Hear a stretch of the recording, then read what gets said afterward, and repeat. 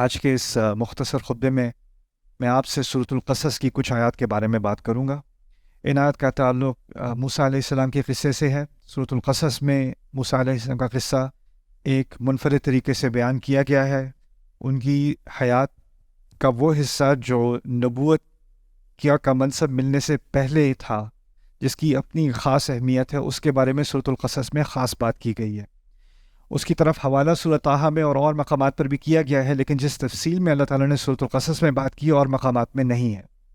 یہاں پر خاص ایک چھوٹا سا لمحہ ہے ان کی زندگی کا، اور ایک واقعہ ہے، اس میں بہت ساری ہدایات مضمر ہیں، اور ان میں سے کچھ ہدایات کی طرف آج میں اشارہ کروں گا اس خطبے میں انشاءاللہ۔ پہلی بات یہ ہے کہ ان کی جو پرورش ہوئی ہے وہ ایک ایسے گھرانے میں، فرعون کے گھرانے میں ہوئی ہے، لیکن سب کو معلوم ہے، فرعون کے ارد گرد سب کو معلوم ہے کہ ان کی نسل فرعون کی نسل نہیں ہے۔ رنگت ان کی مختلف ہے، اور ان کی رنگت اور شکل اور ان کی جو جینز ہیں وہ بنو اسرائیل کے لوگوں جیسی ہیں۔ اور یہ جاننا بہت ضروری ہے کہ سب کو معلوم تھا کہ یہ فرعون کی اپنی اولاد نہیں ہے، ان کو لے لیا گیا، اڈاپٹ کر لیا گیا ہے، لیکن وہ اس گھرانے کے نہیں ہیں۔ یعنی اس طرح سے سمجھ لیں کہ ان کو ایک طرح سے تو بادشاہی مقام مل گیا، اب وہ ایک شہزادے کی زندگی گزار رہے ہیں کیونکہ فرعون ان سے محبت کرتا ہے، لیکن جو پولیس والا ہے، جو سیکیورٹی والا ہے، جو نوکر ہے، اور جو سارے جرنیل وغیرہ ہیں جن کا واقعی میں مقام ہے اس سوسائٹی میں، اور وہ غلام قوم سے نہیں ہے، وہ حکمران قوم سے ہیں، ان کو صرف ایک غلام قوم کا فرد ہے جس سے عزت سے بات کرنی پڑتی ہے، اور وہ ہے موسیٰ علیہ السلام۔ یعنی باقی بنو اسرائیل میں سے کوئی اور بھی ہونا تو وہ اس کو نیچ سمجھ کے، غلام سمجھ کے اس سے جیسی بھی بدتمیزی کریں کیونکہ وہ نچلی سوسائٹی کے لوگ ہیں، لیکن اس نچلی سوسائٹی میں سے ایک فرد ایسا ہے جس کو ان کو سر، جناب، دروازہ کھولنا پڑتا ہے ان کے لیے، ان کو عزت دینی پڑتی ہے، اور دل میں ان کے یہ نفرت بڑھتی چلی جا رہی ہے کہ کیوں ایسا کریں ہم، یہ تو نچلی قوم کا ہے۔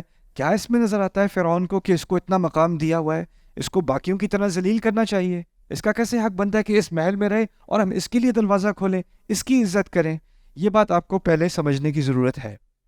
دوسری بات کہ اللہ تعالیٰ نے اپنی تدبیر کے تحت موسیٰ علیہ السلام کو اپنی جو حقیقی ان کی ماں ہیں ان سے دوبارہ ملا دیا تھا، اور اس بات سے یہ بات بھی سامنے اشارے میں ظاہر ہو جاتی ہے، کنایے کے ذریعے ظاہر ہو جاتی ہے کہ ان کو اسلام میں ہی پرورش دی گئی۔ اب وہ ہم اپنے دین کو جانتے ہیں، اور وہ یہ بھی جانتے ہیں کہ وہ کون سی امت کا حصہ ہے، اور وہ ایک طرف تو وہ ایک محل میں ان کی پرورش ہو رہی ہے، لیکن وہ یہ بھی جانتے ہیں کہ ان کی امت کے لوگ بنی اسرائیل ہیں، اور وہ سب غلام ہیں، اور ان پر روزانہ ظلم ہوتے ہیں، ان کو مارا پیٹا جاتا ہے، ان سے زیادہ کام لیا جاتا ہے، ان کو اس کی اجرت نہیں دی جاتی، ان میں سے لاکھوں کی تعداد میں قتل بھی کر دیے جاتے ہیں۔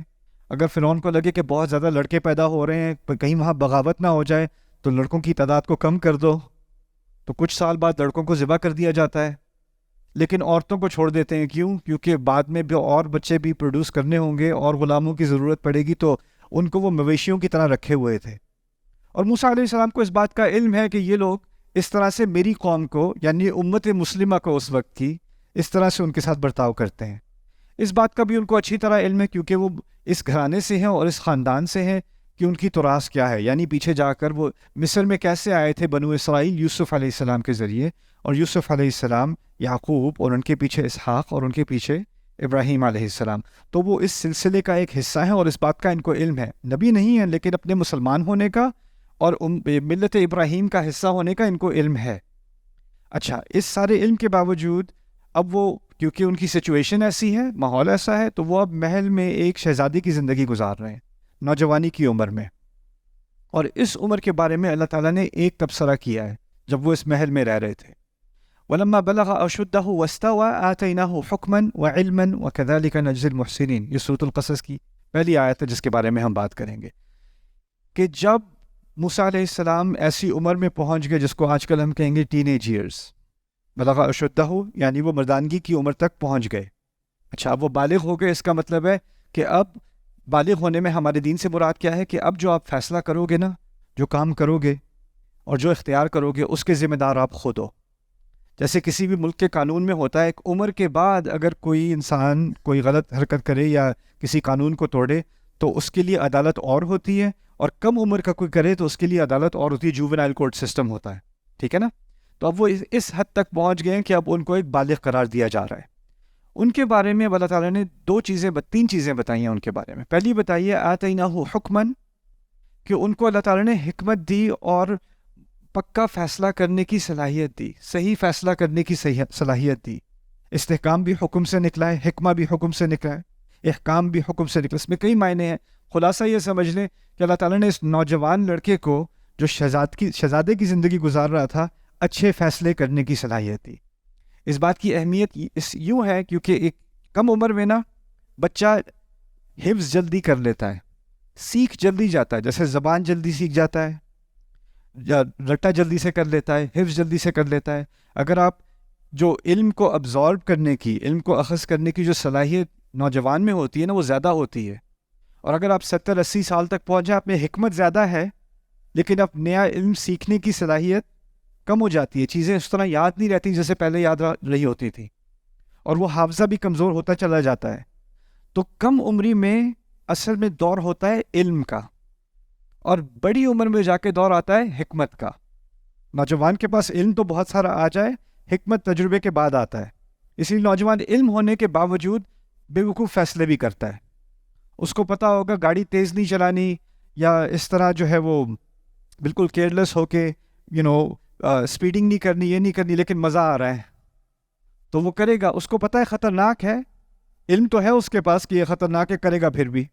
اس کو پتہ ہے میڈیکل اسٹوڈنٹ ہوگا، میڈیکل اسٹوڈنٹ ہے تو اس کو پتہ ہے کہ آپ کی لنگس کے ساتھ کیا ہوتا ہے، آپ اسموکنگ کرتے ہو تو، سگریٹ پیتے ہو تو آپ کے ساتھ اندر جسم کے ساتھ کیا نقصان ہو رہا ہے، اس کو عام لوگوں سے زیادہ پتہ ہے کیونکہ وہ میڈیکل اسکول میں جا رہا ہے، لیکن پھر بھی کلاس میں اسٹریس بہت ہو گئی ہے، باہر کھڑا اسموکنگ کر رہا ہے۔ کیوں؟ علم تو ہے، حکمت نہیں ہے۔ حکمت جو ہے وہ بعد میں جا کر آتی ہے۔ خاص ایک خصوصیت، اور خاص کر جس ینگ لڑکے کے پاس، ایک تو اس کے بارے میں یہ بھی کہہ دیا کہ وہ اس عمر میں پہنچے، نوجوانی کی عمر میں، جب ہم سارے بے وقوفیاں کرتے ہیں۔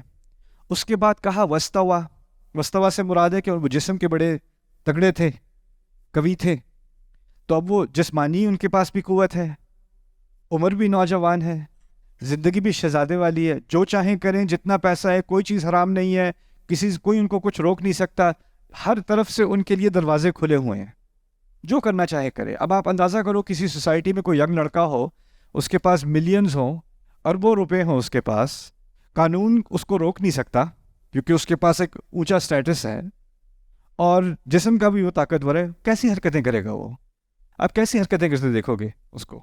جہاں میں دنیا میں گیا ہوں، جہاں میں نے دولت مند نوجوان دیکھے ہیں، آپ کو ایک ہی صورتحال ملے گی، اور ایک چیز جو نظر نہیں آئے گی نا عام طور پہ، وہ حکمت ہوگی۔ یہاں تک کہ ان کے والدین ان کو سب سے بڑی یونیورسٹیز میں بھی ڈال دیں گے، دنیا کے اعلیٰ ترین علمی اداروں میں امیر بچے جاتے ہیں، علم تو ان کو وہاں مل جاتا ہے، لیکن وہاں بھی آپ دیکھو کہ ان کی حرکتیں جو ہیں نا، ان میں حکمت کوئی نہیں ہے۔ خاص اللہ تعالیٰ نے موسیٰ علیہ السلام کے بارے میں بتایا ہے کہ اس عمر میں پہنچے، علم سے پہلے حکمت کا ذکر کیا، آتیناہ حکمن و علمن، یہ نہیں کہا آتیناہ علمن و حکمن۔ عام انسان کے لیے علم پہلے آتا ہے، آگے کہیں جا کے حکمت آتی ہے، اور جب دولت اور قوت اور موقع اور اقتدار، یہ ساری چیزیں اکٹھی ہو جائیں، وہ بھی نوجوان عمر میں، تو حکمت کا دروازہ بند ہو جاتا ہے۔ لیکن موسیٰ علیہ السلام کو ایک خاص تحفہ دیا گیا اللہ تعالیٰ کی طرف سے کہ کم عمری میں بھی ان کو حکمت دی گئی۔ یہ رسالت سے پہلے کی بات ہے، ابھی وہ رسول نہیں بنے، رسول جا کر بنیں گے جب طور پر جائیں گے، جب پہاڑ پر جائیں گے، جب آگ دیکھیں گے، وہاں پر ہم کلامی ہوگی اللہ تعالیٰ سے، وہاں پر رسالت کا منصب ان کو ملے گا۔ ابھی بس یہ ایک نوجوان ہے، ایک مسلمان نوجوان ہے، جس کو اللہ تعالیٰ نے اپنی طرف سے ایک تحفہ دیا ہے، حکمن، اور اس کے ساتھ ایک اور تحفہ دیا ہے وہ علمن، اور علم بھی دیا ہے۔ اور یہ بھی بہت اہم ہے سمجھنا، کیونکہ اس دور میں دنیا کی اعلیٰ ترین یونیورسٹی، دنیا کی اعلیٰ ترین سوسائٹی، جس میں دنیا جہاں سے لوگ اپنے شہزادے، اپنے امیر، اپنے بچوں کو اعلیٰ تعلیم حاصل کرنے کے لیے بھیجتے تھے، وہ مصر تھا۔ مصر تمدن کا سب سے اعلیٰ مقام تھا دنیا میں، اسی لیے فرعون اس کے بارے میں کہا کرتا تھا وَيَذْهَبَ بِطَرِيقَتِكُمُ الْمُثْلَىٰ۔ تو وہ موسیٰ بعد میں جب رسالت کی بات آئی تھی تو فرعون نے کہا تھا کہ مجھے تو ڈر ہے کہ یہ تمہاری یہ ساری سوسائٹی جس کی باقی سب مثالیں دیتے ہیں، اس کو غائب کر دے گا، اس کی بات مت سنو، ہم اس مقام تک پہنچے ہیں، اس کی بات سنو کہ تو یہ سارا مقام، ساری ترقی غائب ہو جائے گی، لوگ ہماری مثالیں پھر نہیں دیں گے۔ یذهب بطریقتکم المثلی۔ تو علم بھی جو دیا اللہ تعالیٰ نے موسیٰ علیہ السلام کو، وہ صرف دین کا علم نہیں دیا، سیاست کا علم، سوسائٹی کا علم، اس وقت کے جدید علوم کا علم، ہر طرح کا علم، اس کی جو ایکسیس تھی ان کے پاس، جس طرح سے ان کے پاس وہ موجود تھا اور اس کے ذرائع ان کے سامنے تھے، وہ کسی اور عام آدمی کے سامنے نہیں تھے. تو آتیناہ حکماً و علماً. اچھا، یہ یہاں تک تو بات ہو گئی موسیٰ علیہ السلام کی خاص عجیب اور بڑی خوبصورت زندگی کے بارے میں شروع کے سالوں میں. لیکن اس کی اس آیت کی انتہا میں اللہ تعالیٰ نے ہم سے خطاب کیا ہے.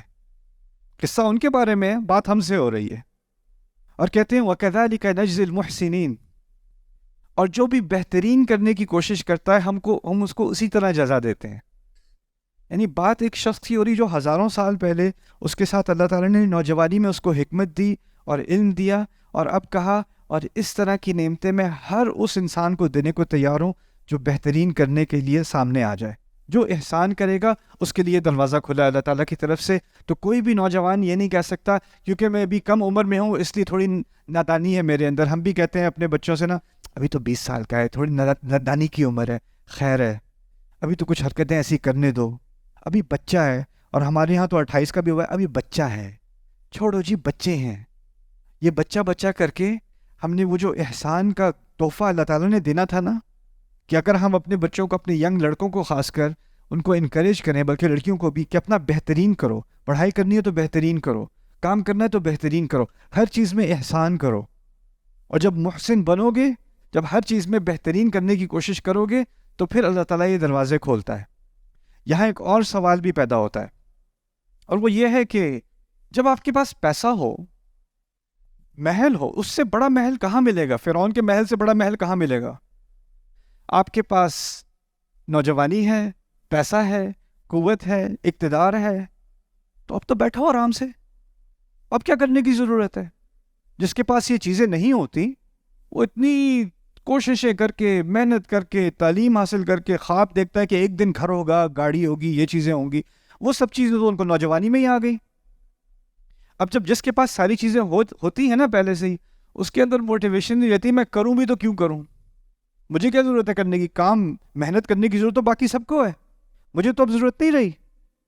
لیکن اللہ تعالیٰ نے ان کے بارے میں کہا ہے محسنین. وَكَذَلِكَ نَجْزِي الْمُحْسِنِينَ. اشارہ ہے کہ وہ بھی محسنین میں سے تھے علیہ السلام، موسیٰ علیہ السلام.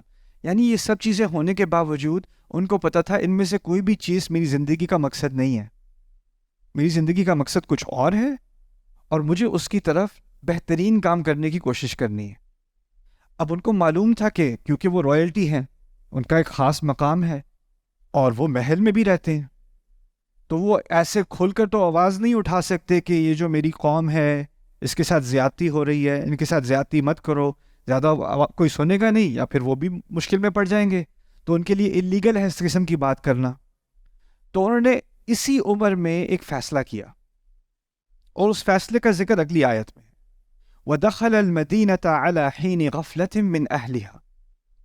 وہ شہر کے اندر داخل ہوتے ہیں اس وقت پر جب باقی سب سو رہے ہوتے ہیں. اس کو عربی میں قیلولہ کہتے ہیں، یعنی دوپہر کے ٹائم گرمی بہت زیادہ ہو جاتی تھی، تو غلاموں سے وہ کام کرواتے تھے، کنسٹرکشن وغیرہ کا، تعمیر وغیرہ کا کام کرواتے تھے. لیکن جو کام کرواتے تھے کوڑے مار مار کے، ان کے لیے بھی بہت گرمی ہو جاتی تھی، ان کو بھی سائے میں جا کے سونا پڑتا تھا. تو جب وہ بریک لیتے تھے تو سارے جو مزدور ہیں وہ بھی بریک لیتے تھے، تو سڑکیں خالی دوپہر کے دوران نا، جب بہت شدید گرمی ہوتی تھی تو ساری سڑکیں خالی مصر میں. اور اس ٹائم پہ موسیٰ علیہ السلام کو خیال آیا کہ یہ ایک واحد ٹائم ہے کہ اگر میں اپنی امت کی کوئی خدمت کر سکوں اور اتھارٹیز مجھے نہ پکڑیں، وہ یہ ٹائم ہے. تو وہ محل کی ساری لگژری اور آرائشیں چھوڑ کے، سارا آرام چھوڑ کے، اس وقت میں جس میں کوئی انسان باہر دھوپ میں نہیں نکلتا، اس وقت پہ وہ چھپ کے وہ نکلتے ہیں اور وہ شہر میں آتے ہیں کہ کسی کی میں مدد کر دوں، کوئی بوڑھا ہوگا اس کا میں کام مکمل کر دوں، یا اس کو کچھ کھانا دے دوں، یا کسی کی کسی کو کوئی تکلیف ہو گئی ہے تو میں اس کی مدد، مرہم پٹی کرنے کی کوشش کروں. یعنی وہ ڈھونڈ رہے ہیں میں کیسے کسی کی مدد کروں، یہ ان کا احسان ہے. پچھلی آیت میں کہا تھا وَكَذَلِكَ نَجْزِي الْمُحْسِنِينَ. تو سوال رہ گیا ان کا احسان کیسا ہوگا؟ تو قرآن نے خود ہی اس کی تفسیر تھوڑی سی کر دی کہ وہ اب ڈھونڈ رہے ہیں میں کیسے کوئی موقع ڈھونڈوں کہ میں کسی اور کی مدد کر دوں.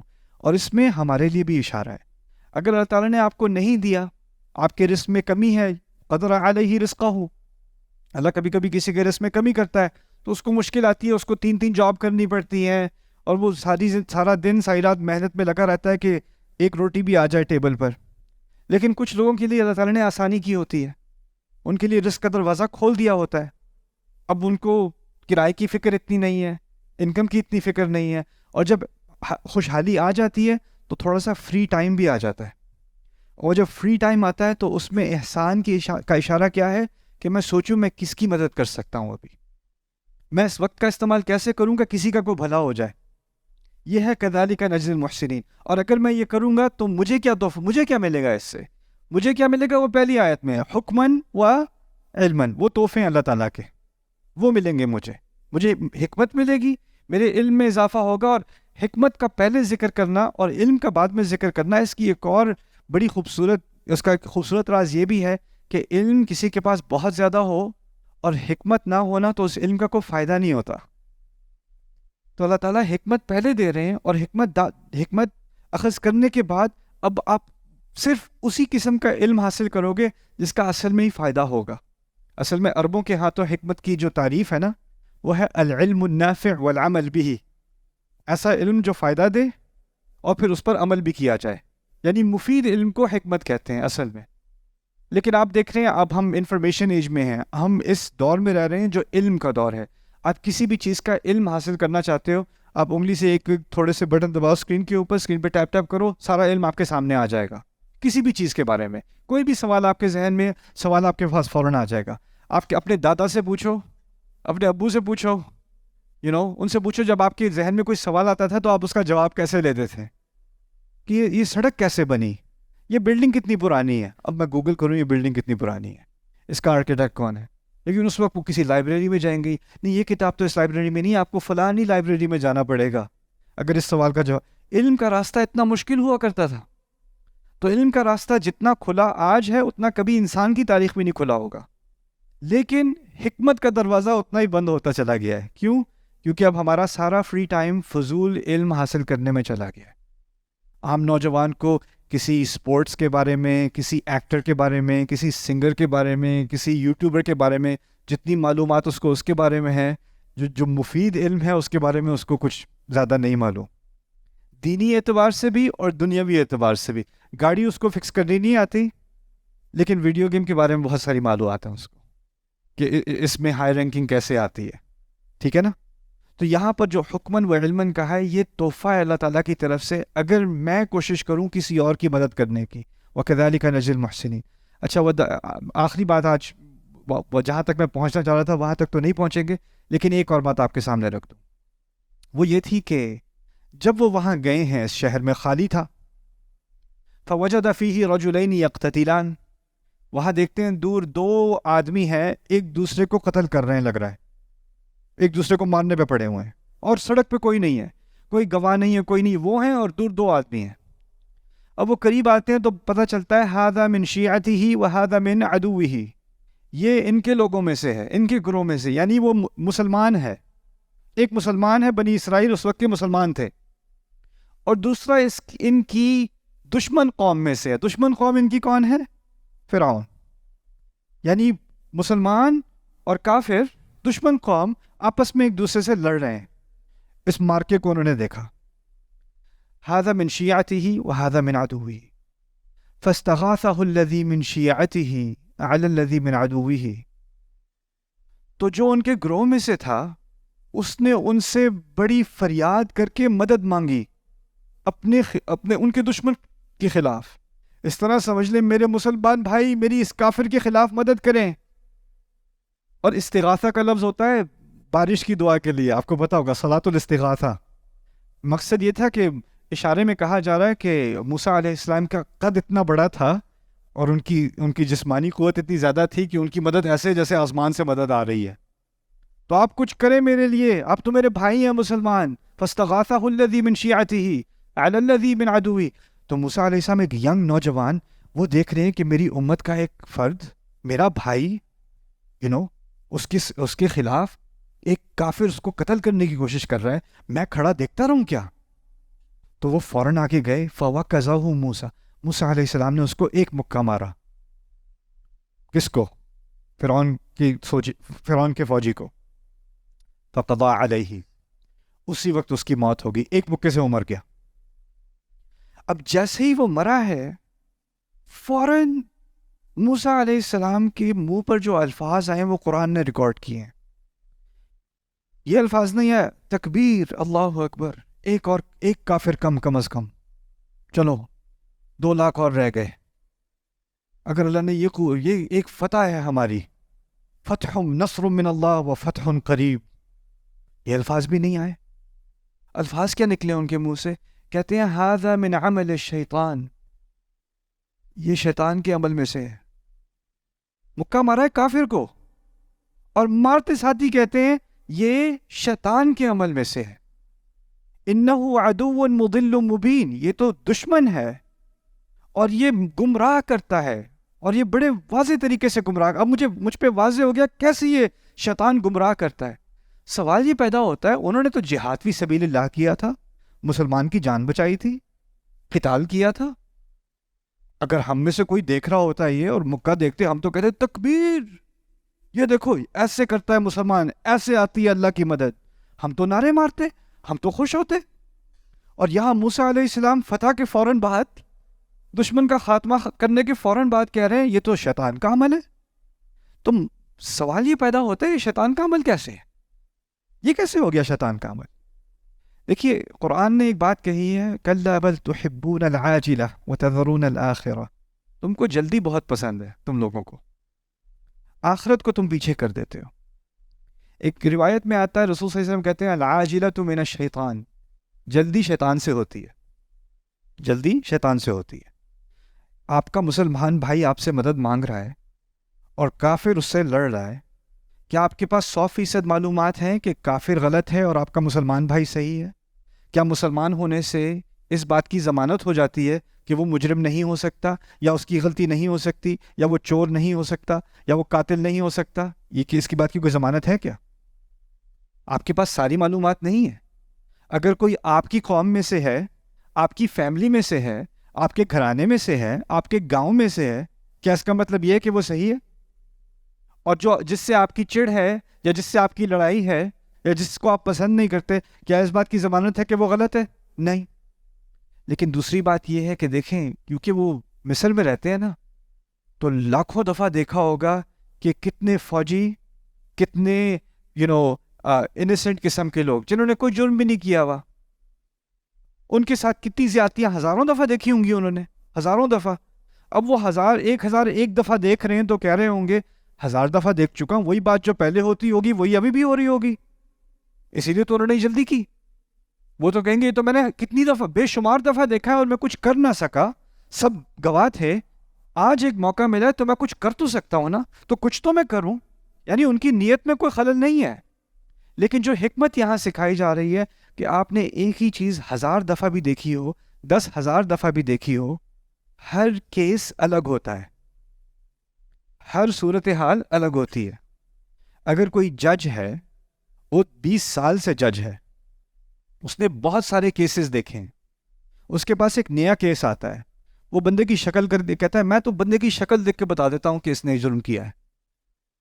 اگر جج ایسا ہونا تو اس کو جج نہیں ہونا چاہیے، کیونکہ وہ کیا کر رہا ہے، اپنے سابقہ تجربے کی بنیاد پر وہ گمان کر رہا ہے کہ یہ کیس کیسا ہوگا، اور یہ انصاف کے خلاف ہے۔ موسیٰ علیہ السلام نے جو اپنا اقدام کیا نا، وہ تمام معلومات لینے سے پہلے کیا، جلدی کر دی، جذبات میں آ گئے، سوچا کہ جب اتنی زیادہ دفعہ میں نے اس قسم کی زیادتی دیکھی ہے تو یہ بھی اسی کی ایک مزید مثال ہوگی، اور یہ سب، اور جذبہ اچھائی کا تھا، لیکن شیطان بھی کبھی کبھی اچھائی کا جذبہ استعمال کر کے آپ سے کام نکلواتا ہے، اور یہ حکمت قرآن نے سکھا دی، ھذا من عمل الشیطان۔ اور پھر اب سمجھ میں آتا ہے جب اللہ تعالیٰ نے کہا تھا نا کہ ان کو حکمت دی تھی، اس قصے کے شروع میں بھی کہا تھا نا حکمت دی تھی انہیں، یعنی انسان غلطی کرے اور اس کو فوراً سمجھ میں آ جائے کہ یہ اصل میں بہت بڑی کیا تھی، غلطی تھی، اس سے بڑی حکمت کیا ہوگی، اس سے بڑا علم کیا ہوگا، فوراً اس بات کا خود ہی اعتراف کر لیتے ہیں کہ یہ شیطان کا عمل ہے۔ اب ایک آخری مسئلہ رہ گیا، خطبہ لمبا ہو گیا ہے لیکن آخری مسئلہ ورنہ بات آدھی رہ جائے گی۔ وہ کیا ہے کہ اگر کوئی غلط حرکت کرتا ہے، غلطی ہو جاتی ہے کسی سے، کسی کے ساتھ زیادتی بھی ہو جاتی ہے، اور پھر آپ کہیں یہ جی بس شیطان کا اثر آ گیا تھا میرے اوپر. یہ شیطان جو ہے نا یہ بہت ہی ذلیل مخلوق ہے, اس کی مجھے بھی اس سے بڑی نفرت ہے. میں نے نہیں کیا تھا, اصل میں یہ شیطان کا اثر تھا. اب آپ شیطان کو مل کے کوستے ہیں, سارا کام ساری جو جڑ ہے خرابی کی وہ شیطان ہی ہے. اس سے کیا ہوتا ہے, انسان کہتا ہے کہ شیطان کی وجہ سے ہوا, یہ تو شیطان کے اعمال میں سے ہے, تو اس طرح سے سمجھے کہ میں نے اپنے اوپر سے ذمہ داری اٹھا دی اور ساری ذمہ داری کس پہ ڈال دی, شیطان پہ. اس نے کیا, ھذا من عمل الشیطان انہ عدو مضل مبین.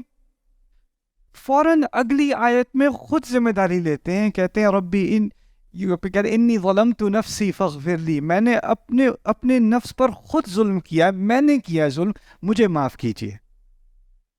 یعنی شیطان تو ہے, لیکن ان کو اچھی طرح اس بات کا علم ہے کہ قیامت کے دن وہ یہ نہیں کہہ سکیں گے یہ تو شیطان تھا میرے رب, میں تھوڑی تھا.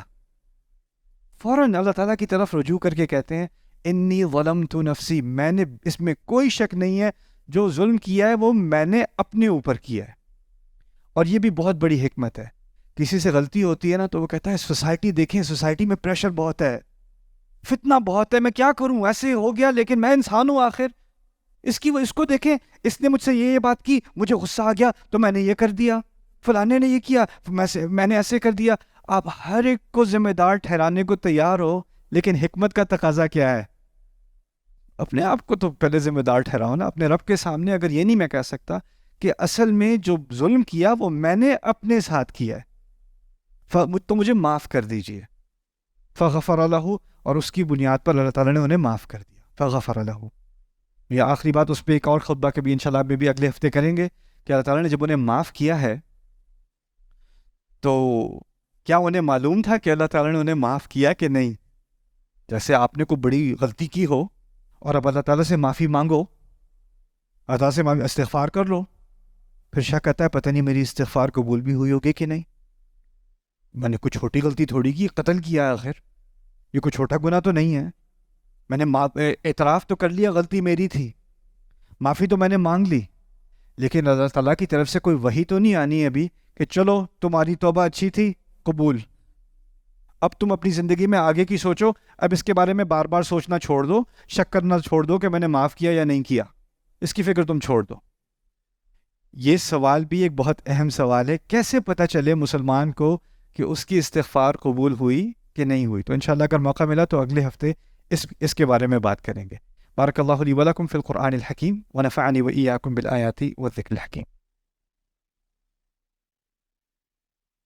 الحمد لله وكفى والصلاة والسلام على عباده الذين اصطفى, خصوصا على أفضلهم وخاتم النبيين محمد الأمين وعلى آله وصحبه أجمعين. قال الله عز وجل في كتابه الكريم بعد أن أقول أعوذ بالله من الشيطان الرجيم إن الله وملائكته يصلون على النبي يا أيها الذين آمنوا صلوا عليه وسلموا تسليما. اللهم صل على محمد وعلى آل محمد كما صليت على إبراهيم وعلى آل إبراهيم في العالمين إنك حميد مجيد. اللهم بارك على محمد وعلى آل محمد كما باركت على إبراهيم وعلى آل إبراهيم في العالمين إنك حميد مجيد. عباد الله رحمكم الله, اتقوا الله, إن الله يأمر بالعدل والإحسان وإيتاء ذي القربى وينهى عن الفحشاء والمنكر ولذكر الله أكبر والله يعلم ما تصنعون. أقم الصلاة إن الصلاة كانت على المؤمنين كتابا موقوتا. I hope you guys enjoyed that video clip. My team and I have been working tirelessly to try to create as many resources for Muslims to give them first steps in understanding the Quran all the way to the point where they can have a deep, profound understanding of the Quran. We are students of the Quran ourselves, and we want you to be students of the Quran alongside us. Join us for this journey on BayyinaTV.com, where thousands of hours of work have already been put in. And don't be intimidated, it's step by step by step, so you can make learning the Quran a part of your lifestyle. There's lots of stuff available on YouTube, but it's all over the place. If you want an organized approach to studying the Quran beginning to end for yourself, your kids, your family, and even among peers, that would be the way to go. Sign up for BayyinaTV.com.